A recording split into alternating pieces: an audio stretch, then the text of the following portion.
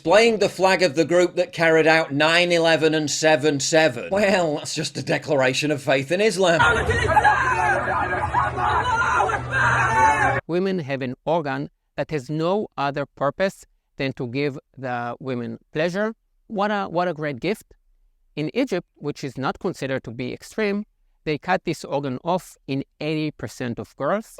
As she talked about how difficult it is to be a Muslim in Britain. Now, as I say, we are being played. You'll get sick of being the monster out of my head, under my bed. Think you're something out of my nightmares. Sitting right there. But if I lay down and I play dead and I stay I don't know how clear anyone's thinking is when, in the immediate aftermath of young women being raped and stolen as hostages from a peace rave, you have their counterparts at Harvard and Stanford celebrating it, right? Like so. I don't think we can assume people know what the hell is going on and what they should be motivated to pay attention to now. And so that's why if conversations like this have any value, sure, it's in clarifying those variables. By the way, in some Muslim countries, men are allowed to beat their wives. Below I will leave a link to a video from a television show made by the official Palestinian authorities on how you should beat your wife. Here is another example. One of the differences between men and women is that women have an organ that has no other purpose than to give the women pleasure. What a great gift. In Egypt, which is not considered to be extreme, they cut this organ off in 80% of girls. If you see yourself as multicultural, do you think that's okay? Have you ever heard about it? Have you ever seen feminists demonstrate against it? I can give you many more examples. She put on a meek, humble and worried look as she talked about how difficult it is to be a Muslim in Britain. Now, as I say, we are being played. We are being played in countries like ours. We have a certain type of psychopath like this who gets away with, on the one hand, praising the murder of Jews wherever they can, and on the other hand, playing the, oh, I'm such a victim and it's so terrible living in a Western free society because you're so mean about Muslims. On the other, we're being played, and we need to be a lot wiser to that fact.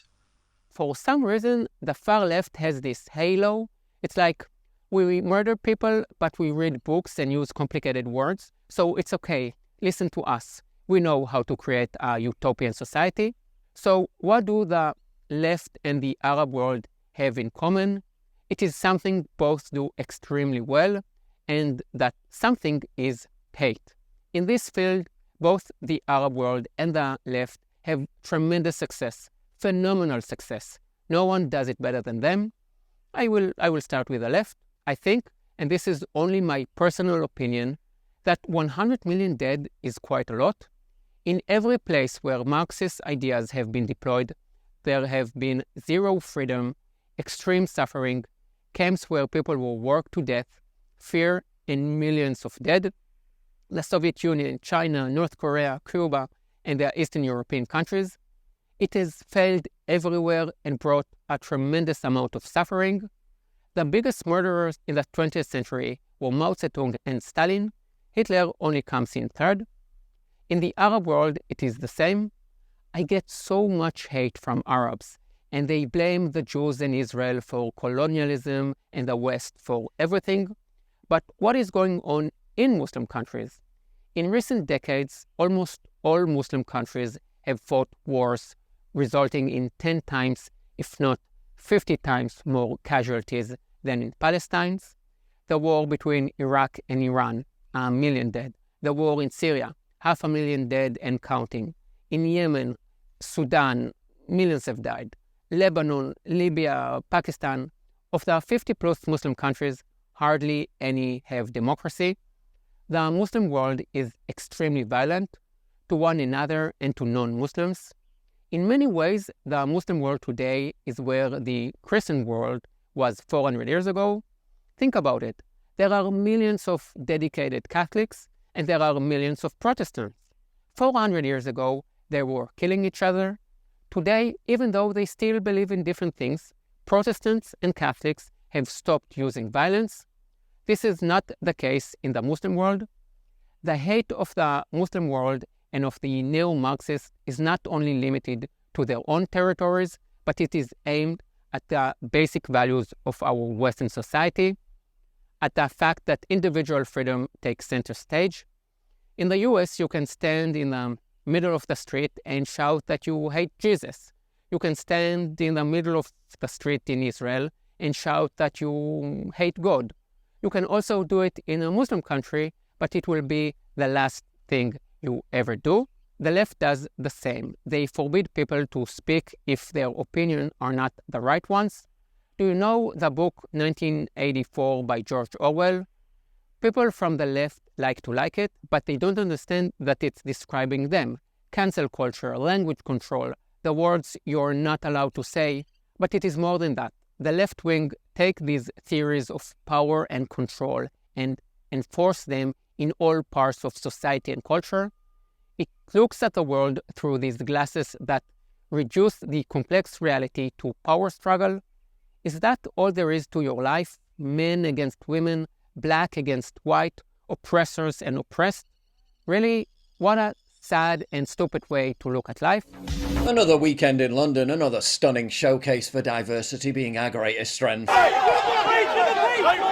But when a couple of white lads tried to join the party, which as anyone could see was a true smorgasbord of diversity and inclusivity, by displaying an England flag, in England, they soon learned that some forms of diversity just won't be tolerated. So you can hear me, all right? For the moment, anything racist or even close to racism is said, all right? Hang on, let me finish. All right? For the moment, anything gets anything close to that, all right? People are going to start getting arrested. It's just a verbal warning to let you know we're all on the same page. Carrying an England flag in England. Borderline racist and potentially arrest-worthy. This, of course, followed last weekend's arrest of a man carrying a Union Jack flag. And at the very same protest on Saturday, happening at the very same time, all manner of other spicy activity. Carrying flags that represent literal Islamic terrorist groups. While this tweet has been deleted, the claim about flags is still being shared. The flags in the lower left photo are not those of ISIS. Oh, it's not ISIS. It's just Al-Qaeda and factions of Al-Qaeda. Oh, that's alright then. Displaying an England flag in England, racist, potentially arrest-worthy. Displaying the flag of the group that carried out 9/11 and 7/7. Well, that's just a declaration of faith in Islam.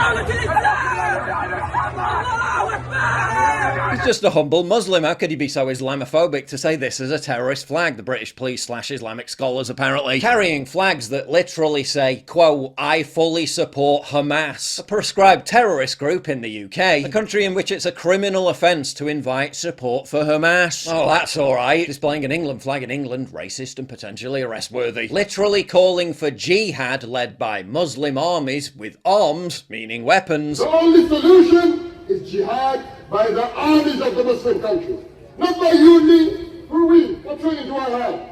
There are people with arms in Egypt, in Pakistan, in Saudi Arabia, in Jordan, across the Muslim world. And right now they are boiling like we are boiling. Oh, that's alright. He wasn't necessarily calling for violence. It could have meant anything. The word jihad has a number of meanings, but we know the public will most commonly associate it with terrorism. We have specialist counter-terrorism officers here in the operations room of particular knowledge in this area. They have assessed this video filmed at the hit spot Tahrir protests in central London today and have not identified any offences from the specific clip. As Arabic is my first language, the word jihad, whenever it's chanted, means war. In England, you can have your home invaded and get arrested for saying someone looks like your lesbian nan, call for armed violent jihad on the streets of London in a public speech. Well, that's alright. Maybe the day is coming when we're all thrown in prison for the crime of being English. Got me coming back for more, even when I've been screwed. Dolls full of pins, pierce my heart straight through. I got issues in my head, I like you in my bed, but you keep me on red. Oh, everything is like a test, I better not text or I'll come off desperate. But if I lay down and I play dead and I stay dead, baby, you'll get sick of being the monster out of my head.